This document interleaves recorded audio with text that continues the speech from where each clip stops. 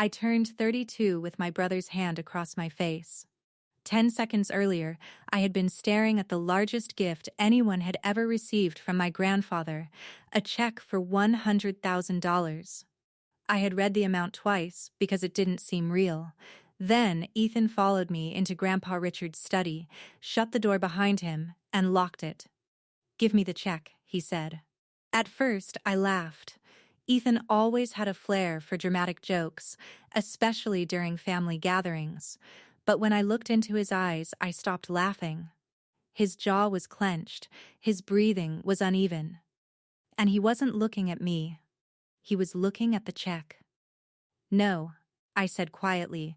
"Grandpa gave it to me." The slap came so fast, I didn't see it. The sound echoed through the study. Pain spread across my cheek a second later, but the shock hurt more than the impact. Ethan grabbed my wrist so hard I dropped the envelope onto the carpet. "Hand it over," he hissed. "Right now." "Are you insane?" His face changed. For the first time in my life, I was afraid of my brother. "Give me the check," he repeated, "or I'm calling the police." The threat made no sense. But the fear in his voice told me something terrifying. Ethan wasn't trying to get money. He was trying to hide something. I twisted free, unlocked the door before he could stop me, and ran. I ignored the relatives calling my name. I ignored my mother's confused expression. I ignored the burning pain in my face and drove straight to the bank, gripping the envelope so tightly that the paper bent beneath my fingers. The branch manager introduced himself as Victor Hayes. He examined the check carefully, typed several numbers into his computer, and suddenly froze. He looked at the screen. Then, he looked at me. Then, he quietly stood up and locked his office door.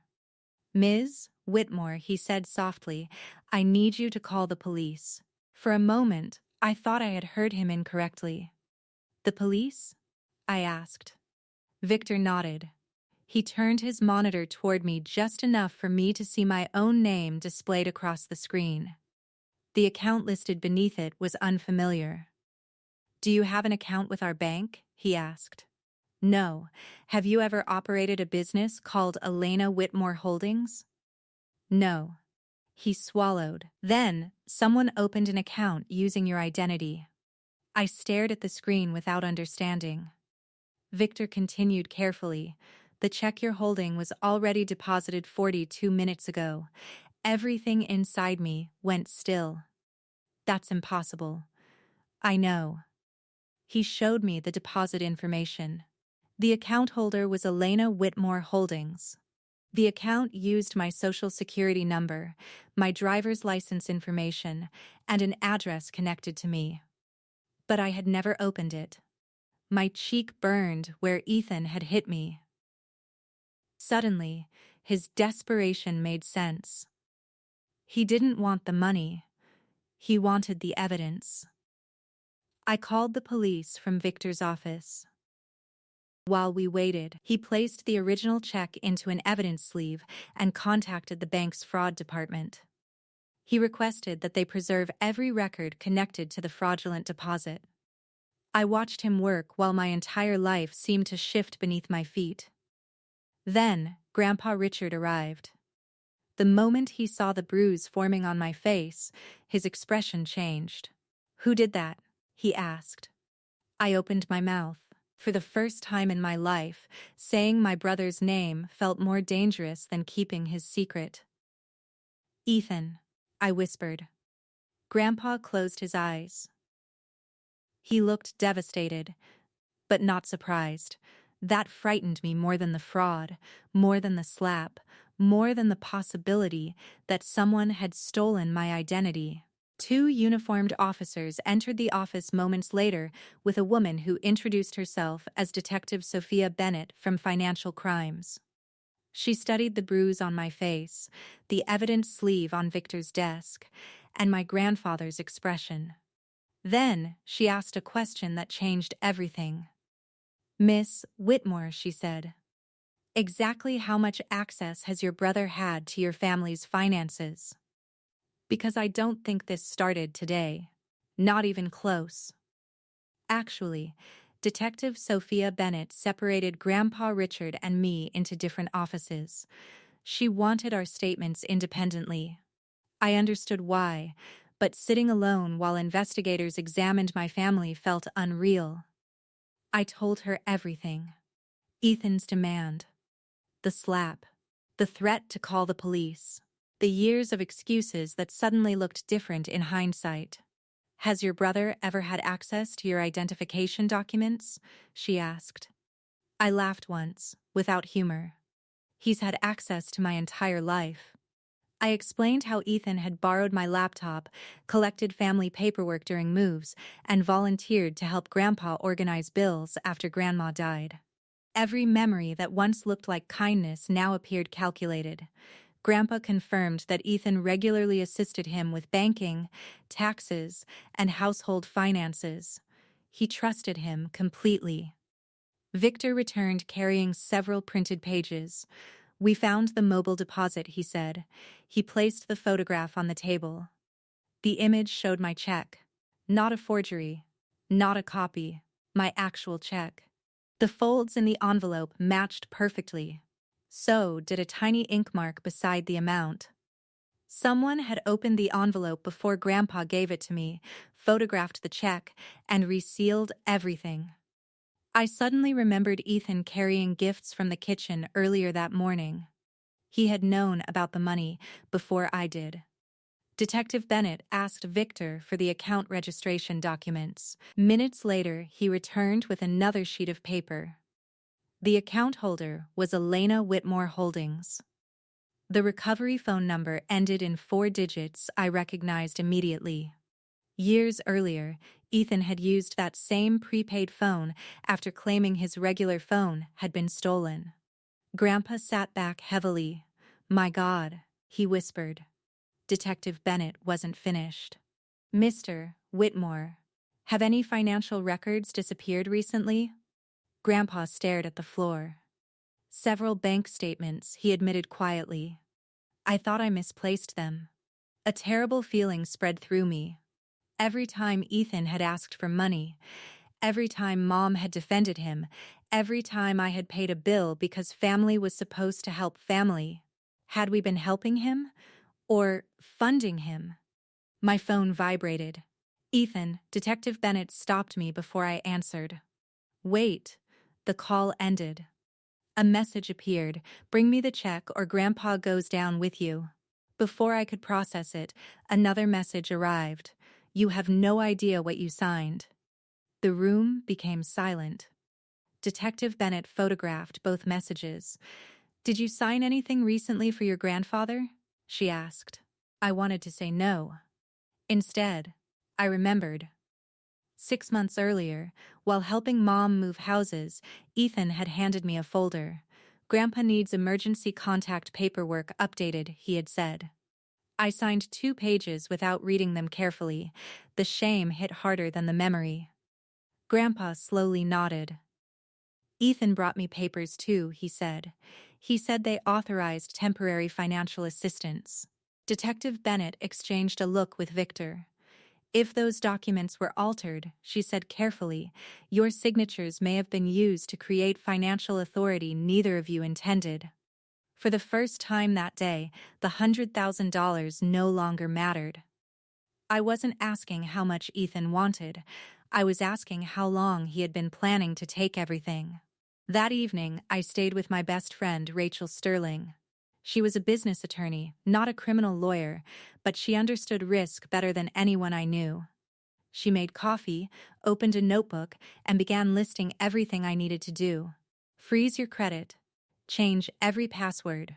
Replace your driver's license. Pull every credit report. Save every message. Trust nobody who talks to Ethan. The list should have comforted me. Instead, it confirmed that my brother had become someone dangerous. My mother called 17 times. When I finally answered, she was crying. "Ethan says you attacked him," she whispered. I closed my eyes.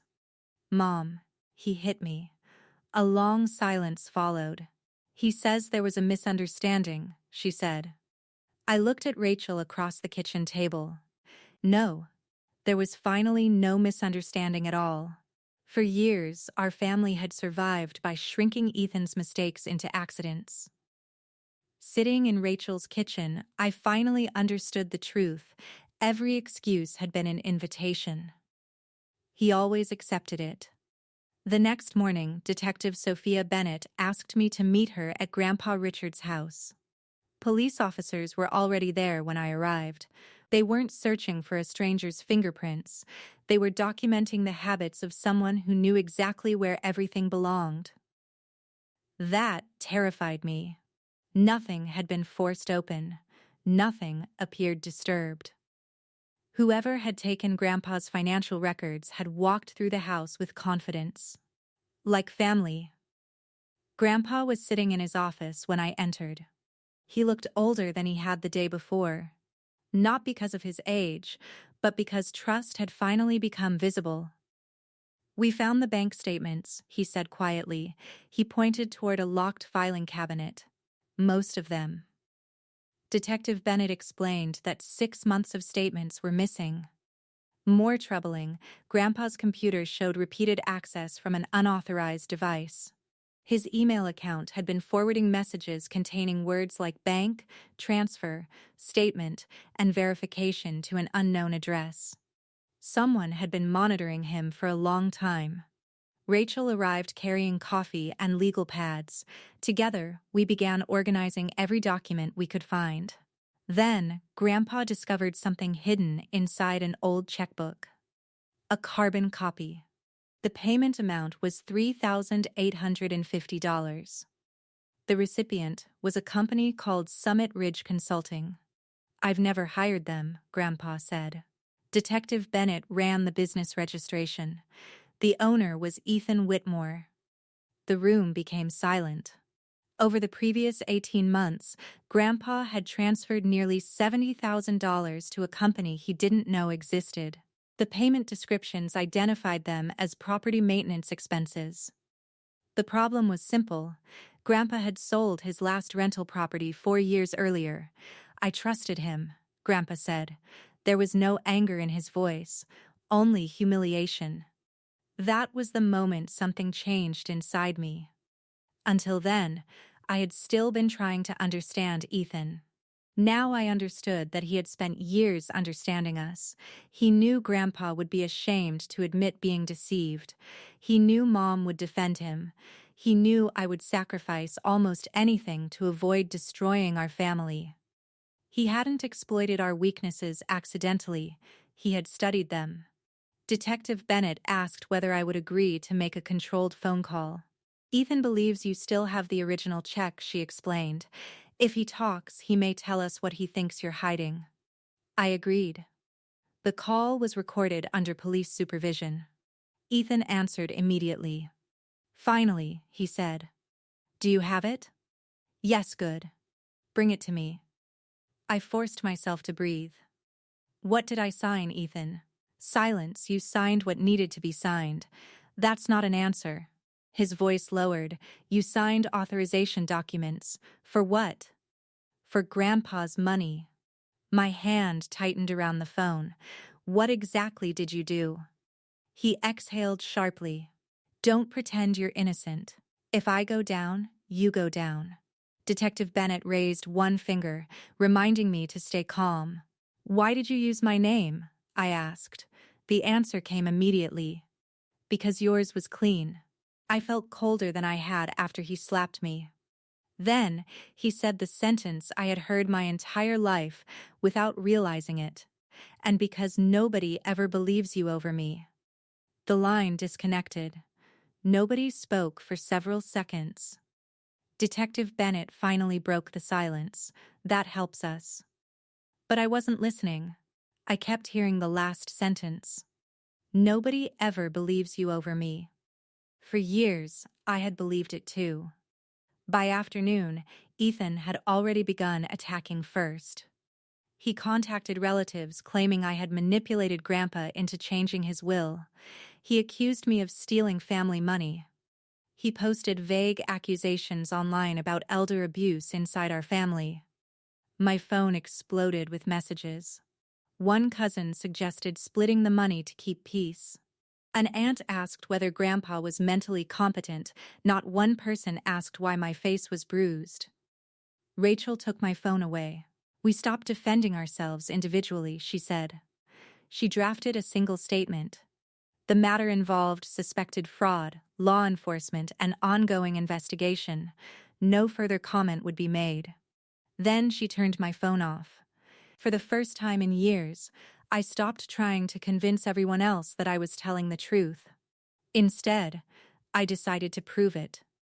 The evidence arrived faster than I was emotionally prepared to handle it. My credit report showed 3 credit cards opened in my name over the previous year. Together, they carried balances totaling more than $26,000. The mailing address attached to all 3 belonged to a private mailbox rented by Summit Ridge Consulting. Rented by Ethan. One card had paid for luxury hotel stays, another had purchased expensive furniture, the third had bought a designer watch. I remembered complimenting that watch at Thanksgiving. Ethan had smiled and told me that hard work was finally paying off. I felt physically sick. Grandpa's forensic accountant uncovered even worse news. The stolen transfers weren't the end of Ethan's plan. Using the documents Grandpa and I had unknowingly signed, he had applied for a line of credit secured against Grandpa's home. The application was scheduled for approval within days. If the $100,000 check had successfully cleared through the fake account, Ethan intended to use it as proof of available assets. The total exposure exceeded $200,000. Grandpa listened without interrupting. When the accountant finished, he stood up, walked to the window, and remained there for a long time. Finally, he spoke. "I spent my life building something for this family." He turned toward me. "I never imagined I would have to protect it from my own grandson." That afternoon, Detective Sophia Bennett proposed a meeting. Ethan believed he could still negotiate. We would let him. The original check remained secured at the bank. Instead, investigators prepared a photocopy inside an identical envelope. Rachel arranged for Ethan to meet us in her law office conference room. The purpose wasn't to trap him, it was to let him explain himself. Ethan arrived wearing an expensive suit and the same confidence he had carried his entire life. He smiled when he saw me. "There's my reasonable sister." I almost laughed. He placed a folder on the table. "These are the documents you signed." Rachel examined them immediately. Several pages used different fonts. The margins were inconsistent. The notary seals came from counties neither Grandpa nor I had ever visited. "Forgeries." Ethan leaned back in his chair. "Give me the check," he said, nodding toward the envelope. "I'll destroy everything." "What happens after that?" I asked. "The account disappears. The credit cards?" His smile faded. "The loan against Grandpa's house?" His expression changed completely. "You've been talking to people." "No," I said quietly. "I've been listening." He looked toward the door. "You set me up." "No," I replied. "I finally read what you asked me to sign." He stood so suddenly that his chair slammed backward into the wall. Grandpa placed one hand over the envelope. "You stole from me," he said. "I was going to pay it back." "With what?" Ethan's face twisted. "With the money you should have given me in the first place." The room became silent. He realized what he had said. He grabbed the envelope. He tore it open and found a photocopy. Panic replaced anger.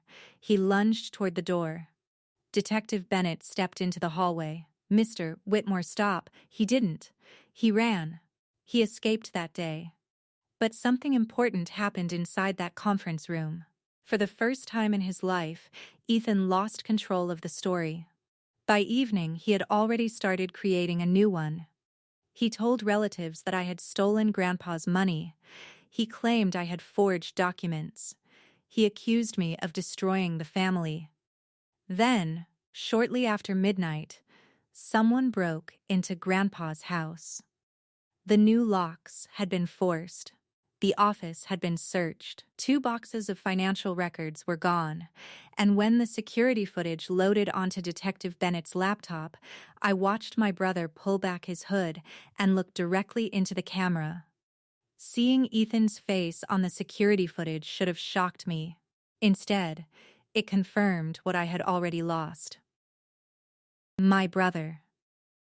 Detective Sophia Bennett obtained warrants within hours. Investigators searched Ethan's apartment, his storage unit, and every business record connected to Summit Ridge Consulting.